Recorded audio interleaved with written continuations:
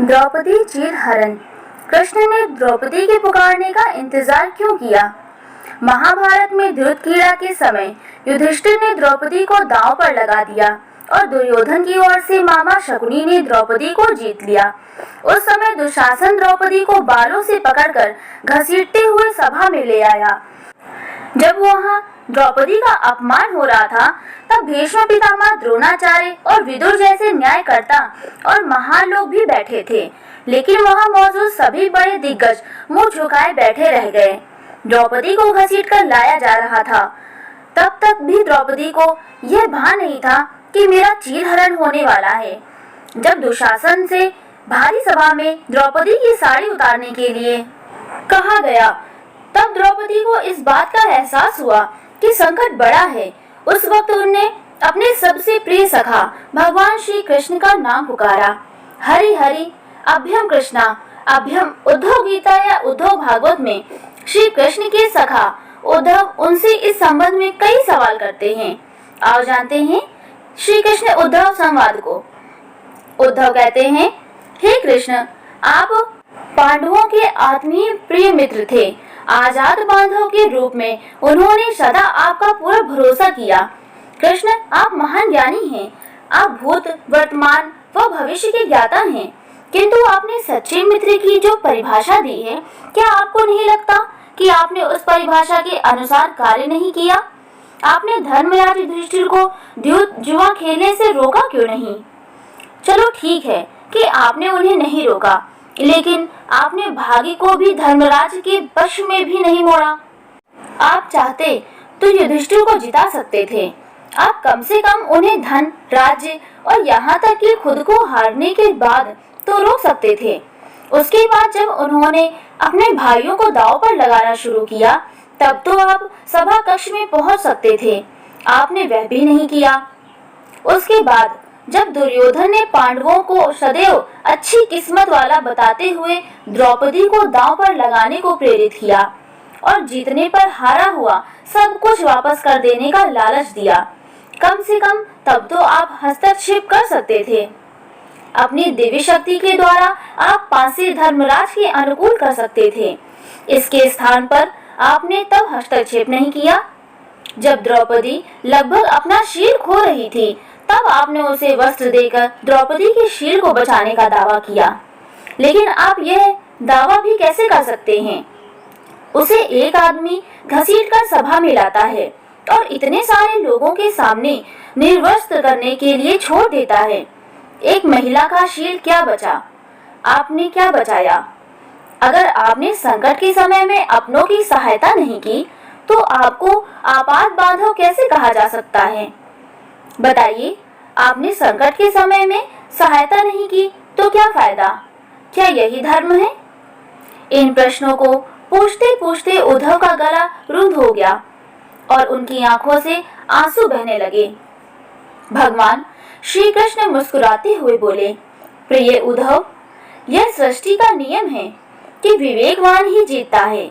उस समय दुर्योधन के पास विवेक था, धर्मराज के पास नहीं। यही कारण रहा कि धर्मराज पराजित हुए।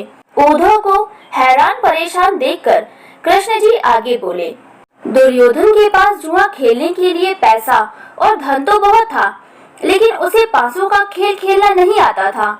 लेकिन उसने अपने मामा शकुनी का धृतकीड़ा के लिए उपयोग किया। यही विवेक है। धर्मराज भी इसी प्रकार सोच सकते थे और अपने चचेरे भाई से पेशकश कर सकते थे कि उनकी तरफ से मैं खेलूंगा। जरा विचार करो कि अगर शकुनी और मैं खेलते तो कौन जीतता? पासे के अंग उनके अनुसार आते या मेरे अनुसार? चलो इस बात को जाने दो। उन्होंने मुझे खेल में शामिल नहीं किया, इस बात के लिए उन्हें क्षमा किया जा सकता है।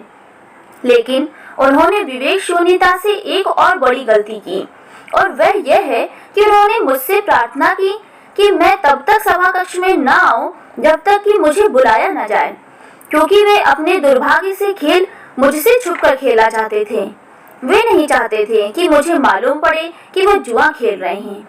इस प्रकार उन्होंने मुझे अपनी प्रार्थना से बांध दिया। मुझे सभा कक्ष में आने की अनुमति नहीं दी। इसके बाद भी मैं कक्ष के बाहर इंतजार कर रहा था कि कब कोई मुझे बुलाता है। भीम, अर्जुन, नकुल और सहदेव सब मुझे भूल गए, बस अपने भागे और दुर्योधन को कोसते रहे। अपने भाई के आदेश पर जब दुशासन द्रौपदी को बाल पकड़कर घसीटता हुआ सभा कक्ष में लाया, द्रौपदी अपने सामर्थ्य के अनुसार जूझती रही, तब भी उसने मुझे नहीं पुकारा। उसकी बुद्धि तब जागृत हुई जब दुशासन ने उसे निर्वस्त्र करना प्रारंभ किया। जब उसने स्वयं पर निर्भरता छोड़कर हरि हरि अभ्यम कृष्णा अभ्यम की गुहार लगाई, तब मुझे उसके शील की रक्षा का अवसर मिला। जैसे ही मुझे पुकारा गया, मैं अविलंब पहुंच गया। अब इस स्थिति में मेरी गलती बताओ। उद्धव बोले, कान्हा, आपका स्पष्टीकरण प्रभावशाली अवश्य है, किंतु मुझे पूर्ण संतुष्टि नहीं हुई है।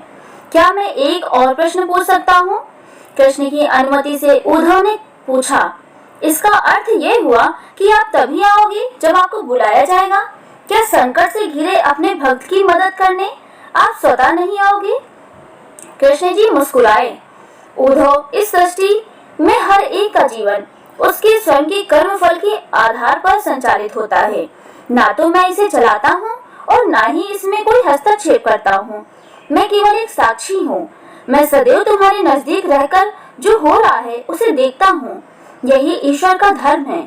उलाहना देते हुए उद्धव ने पूछा, वाह, वह बहुत अच्छा कृष्ण। तो इसका अर्थ यह हुआ कि आप हमेशा समीप खड़े रहकर हमारे सभी दुष्कर्मों का निरीक्षण करते रहोगे। हम पाप पर पाप करते रहेंगे और आप हमें साक्षी बनकर देखेंगे। आप क्या चाहते हैं कि हम भूल करते रहें, पाप की गठरी बांधते रहें और उसका फल भुगतते रहें? तब कृष्ण जी बोले, उद्धव, तुम शब्दों को गहरे अर्थ को समझो। जब तुम समझकर अनुभव कर लोगे तो मैं तुम्हारे समीप साक्षी के रूप में हर पल हूँ। तो क्या तुम कुछ भी गलत या बुरा कर सकोगे? तुम निश्चित रूप से कुछ भी बुरा नहीं कर सकोगे। जब तुम यह भूल जाते हो और यह समझने लगते हो कि मुझसे छुपकर कुछ भी कर सकते हो, तभी तुम कठिनाइयों में फंसते हो। धर्मराज का अज्ञान यह था कि उसने माना कि वह मेरी जानकारी के बिना जुआ खेल सकता है। अगर उसने यह समझ लिया होता कि मैं प्रत्येक के साथ हर समय साक्षी के रूप में उपस्थित हूँ, तो क्या खेल का रूप कुछ और नहीं होता?